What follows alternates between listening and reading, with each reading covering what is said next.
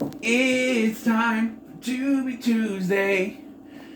Alright, welcome to the first Tubi Tuesday of Halloween Horror Month. I don't know.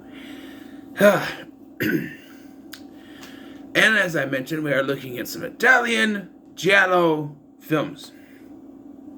As a reference, never seen any of these. I saw Pieces, which was an Italian slasher film. I don't know if you count it as being giallo, but so and I've heard a lot about this film which I'm covering today, Suspiria. I've heard it proclaimed as one of the greatest horror films ever made, with one of the best film scores in history. And after watching this movie,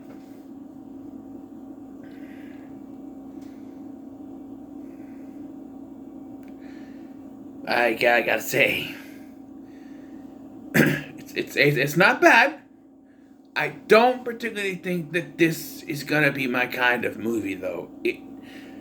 It came across to me as very jarring at times, and I think maybe it might also be that it's a movie from the 70s. There's a lot of older films that I don't really particularly, go with. So I don't know. But what's the story here? The story is there's this young American woman named Susie Benion, who's coming to Germany at this prestigious dance academy. And when she arrives there, she is told that she's not to go there or whatever, and she meets a young girl who runs off. But before, Sid mentions something about a secret in an iris.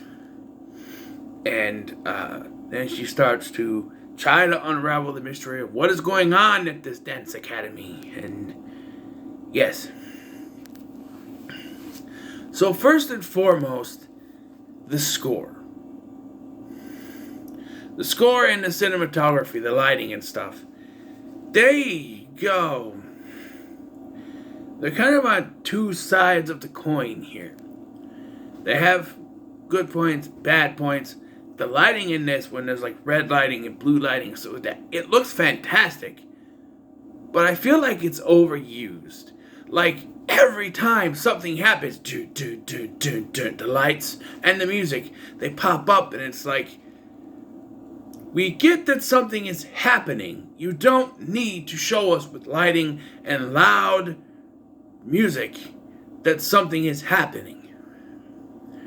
And that also affects the movie in a way, because you have loud music, flashing lights when something is happening, someone's getting killed or someone's gonna die. As soon as the music starts playing, you know that something's gonna happen, except for one scene in the pool that nothing really does happen. But other times, when that's not happening, you have the scenes that are supposed to be exposition, and it's talking, and now you've shown us there's lots of cool lighting and loud music in other scenes. But here, now they're just sitting and talking, and now it's boring. Because you've tried to balance, and it didn't work. There are times, like when it first started, I was like, okay. But then when it came to her being at the school, being introduced and stuff, I'm sitting there going,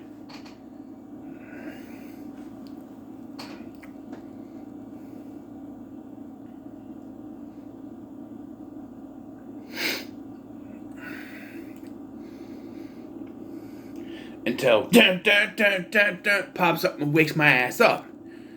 The exposition parts, because you have so much music and lighting, the exposition and the talking parts get boring. It's too quiet. It's quiet because we need the exposition, but now you're just sitting there waiting for the moment when the music's gonna come on again, and it's also jarring when it happens. Right? Like it was, example. Here's another example. It was a quiet moment. I got up. I went in the other room because I received one of my Van Damme movies. So I was watching it. It was quiet. I unpackaged it. And I went to put it in its place in the bedroom on the Van Damme shelf. And as I went to do that, the music started going off, and I went, "Hey, jeez!" and threw the DVD up in the air. Because it scared the crap out of me, because it's so quiet and it's so loud and jarring. There's no in between with that. And that's why I think it's not my kind of thing. Don't get me wrong, the score in this by Goblin is fantastic. I'd listen to it, but it's very loud. It's kind of like, you know, It Follows had a score that was very jarring. It kind of reminds me of that. And that worked with that movie. This sort of works, but again, there was a lot going on in that movie. There was constant stuff. There was no time where they just sat down and talked and exposited stuff like this movie. There was a constant threat in that film, where here you have threat, and we're going to talk about it, and then threat, we're going to talk about something, and then threat, we're going to walk, and threat, it's just, it gets repetitive, and that's never good. But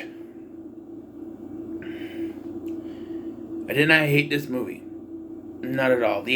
I can't even talk about the acting, though, because I want to say the acting was good, but everyone's dubbed. Even the American actors. Like, the main actress, she's American, and she's dubbed, because everyone else is dubbed, and they gotta sound the same, so they're all dubbed, and you can tell they're dubbed, and it makes it disjointed.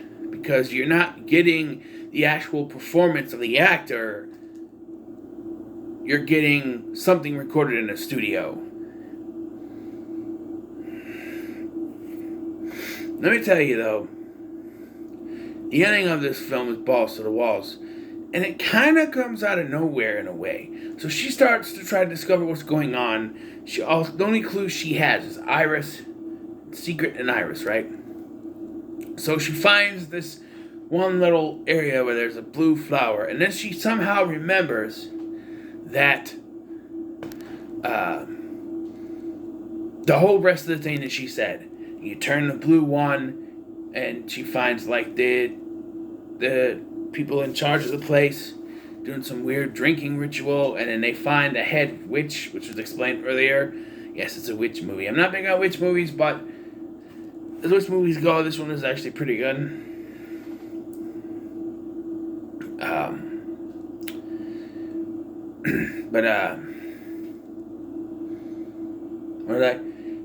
Then you have this deep crackling voice. Just, well, you should not be here. I will not be here. No, wait, that's Fezzik. You shouldn't be here, or whatever. And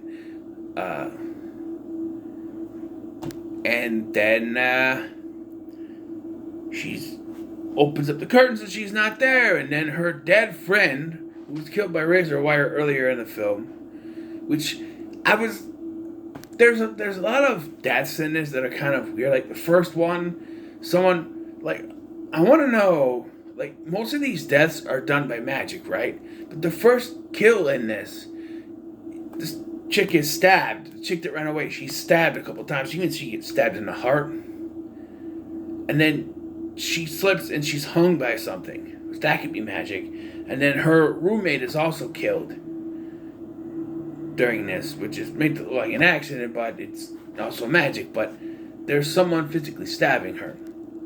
Other things in the film, such as the blind man seeing eye dog attacking and biting his neck, killing him, and then her falling, like her running away but falling into a room of razor wire, like that's not magic. They have a random room of razor wire. What? Well, we're talking about the blood, by the way. There's a lot of gore in this. It's too red. It looks like strawberry syrup or strawberry syrup. You get Hershey strawberry syrup. That's what it looks like. It's too thick. It's too bright. It doesn't work. But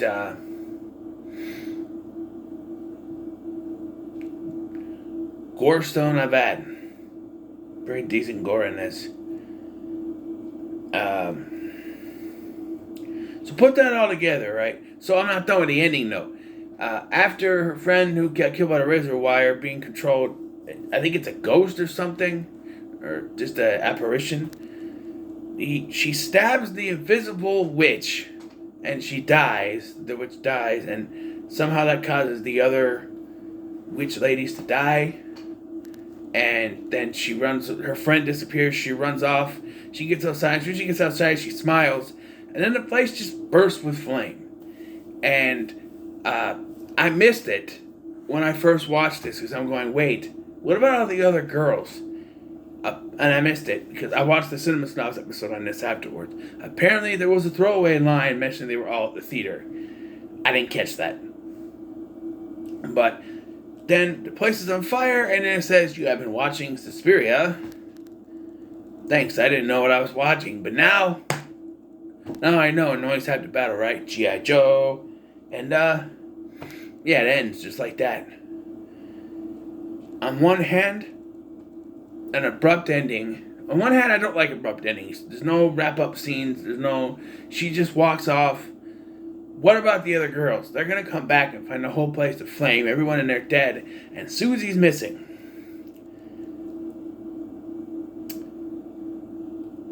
She's screwed.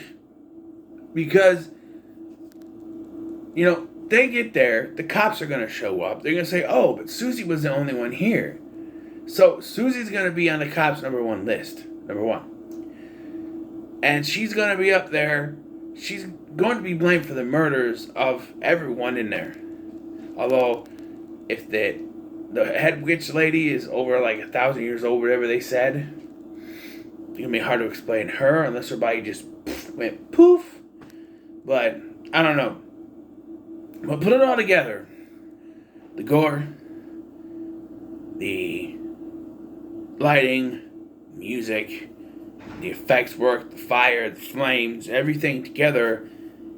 It's a thrill ride from beginning to end, man. As soon as she steps out, it's like she's safe in the airport. As soon as she steps out and the storm happens, from then on, it's a thrill ride. Yes, there's moments where they just sit and talk and it gets kind of boring and I doze off a little bit.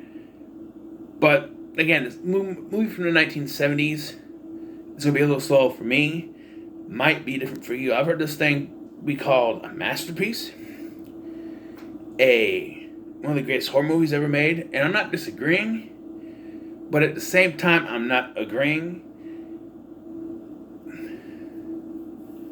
I'm going to give Suspiria a 7 out of 10. It's not... It's nowhere near middle of the road, but it's not to the moon. So I put it in between that. I got to give it a 7. Not a bad start for my Giallo month for Tubi Tuesdays. But it's not a bad movie at all. But I don't think there's much rewatchability in this. I don't... If I had... I don't see myself rewatching this later in the month. Or even going out of my way to try to find the Blu-ray. Eventually, maybe? But it doesn't have a rewatch value for me. It's one of those polarizing movies like The Witch, like Midsommar, like Hereditary, where everything is just so in your face and so polarizing and mesmerizing that you're just like, you know what, maybe I need a break before I watch that again. It's one of those type of things, but it gets a 7 out of 10 for me. So what are your thoughts on Suspiria? Yes, there was a remake. No, I have no intention of watching it. But let me know in the comments below. Make sure to like, share, and subscribe. Thanks for watching. I've been Scotty. Yes, I wore a loud Hawaiian shirt to go with the loud thing, but black, whatever. See you in the next one.